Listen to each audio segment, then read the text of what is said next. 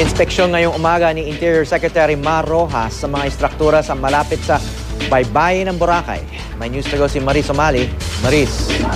Howie, sa kulang-kulang 3,000 na resort at mga residential area dito sa Boracay, aabot sa 297 o 7%.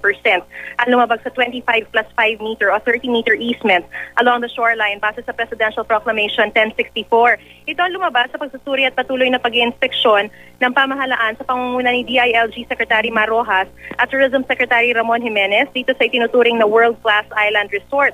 Nagsimula ang inventory noong 2012 at sa ngayon nasa 93% na ang compliance. Layo ng 30-meter easement pasigurong mapapanatili ang ganda ng Boracay. Kasi Howie, umabot sa puntong napakakitid na ng malalakarang buhangin matapos magtayo ng mga estruktura at balandrahan ng mga tents, mga beach umbrella, beach bed o mga temporary structure yung beachfront.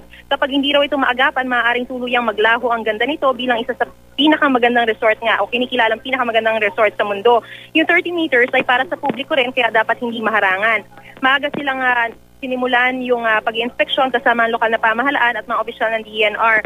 Sumakay pa kami sa speedboat para mapuntahan yung iba't ibang lugar at una nga namin pinuntahan yung West Cove na pag-aari ng isang nagangalang Chris Aquino.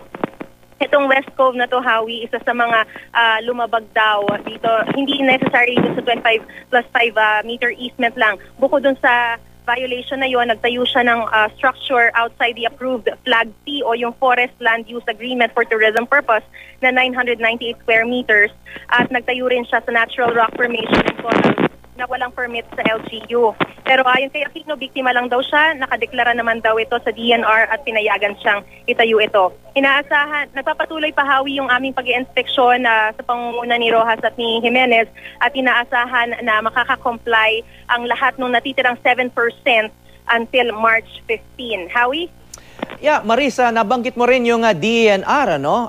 Pinansin ba nila na yung nakikita ng maraming turista ngayon na pollution doon sa tubig na malapit sa baybayin ng Boracay? Sorry, Howie, pwedeng pakiulit? Yeah, Maris, nabanggit mo rin yung DENR. Pinansin ba nila yung mga pollution issues sa Boracay?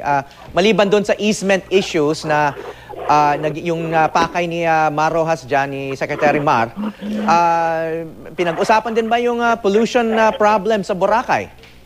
Well, right now, hindi yun yung bahagi ng layo nila, pero patuloy din ang mga pinag-aaralan at pinagaganda itong islang ito. Kaya lahat ng mga bagay na yan, kino-consider ng ating mga authorities, bahagi yan ng redevelopment program ng pamahalaan. Kaya bagamat hindi ito yung primary purpose ng pagbisita nila, napapag-usapan din yan, Howie. Sa ngayon nga, talagang napakarami ng mga turista rito, not only yung mga local tourists, mga galing sa Maynila at maging mga foreigners na talagang nag-enjoy sila. Marami yung mga dati nang dumadalaw na rito at nagagandahan sila sa mga pagbabagong ipinatutupad ngayon dito sa Boracay, Howie. Okay, maraming salamat, Maris Omali.